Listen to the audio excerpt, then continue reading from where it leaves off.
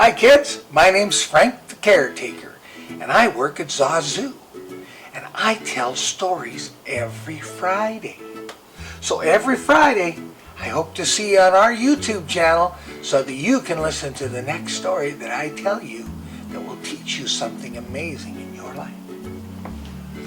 So the first story that we're going to read today is called The Slave and the Lion.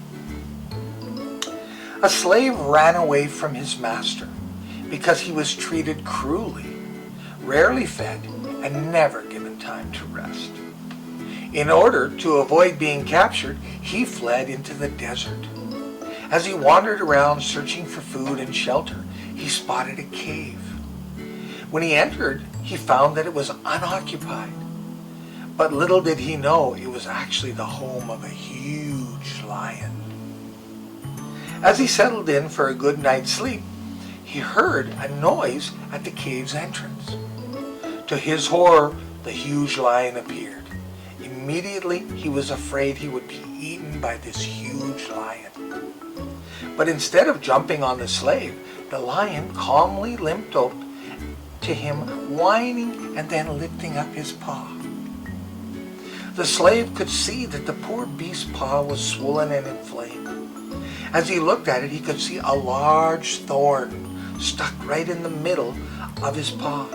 Carefully, the slave removed the thorn and cleaned the wound. Over the next week, he continued to care for the lion until his paw was healed. Over time, they became the best of friends. Then one day, the slave decided he needed to go back to the town. He wanted to see his family. So he said goodbye to his lion friend. When he reached the town, he was excited to see his family, but that wasn't the case. As the guards of the city spotted him as the escaped slave, and they arrested him. At his trial, the slave's owner asked that the judge throw the slave into the arena so that he would be eaten by the beasts at the next public spectacle to ensure no more slaves would run away. On that day, the slave was about to die. The beasts were turned loose into the arena. Tigers, leopards, and of course lions. As he was pushed through the gates, all the animals focused on the slave. They could see it was their next dinner. But suddenly, they all froze as a huge lion let out a huge roar and jumped to the side of the slave. All the other animals backed up, for the lion was truly the king of the beasts. Slowly he laid down at the feet of the slave, as if he was a pet cat. It was his old friend from the cave. Seeing this, the audience roared for the slave's life to be spared. They were screaming, "Spare his life! Spare his life!" And the judge of the town was so amazed by what he saw, he declared that both the slave and the lion be set free.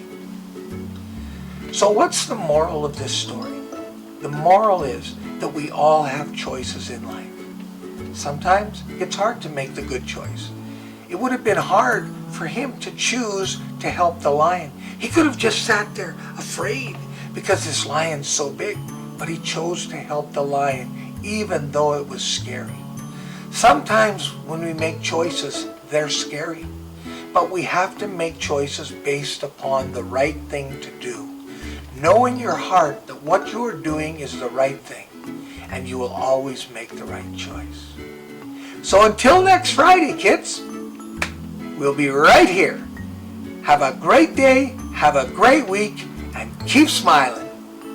Bye-bye.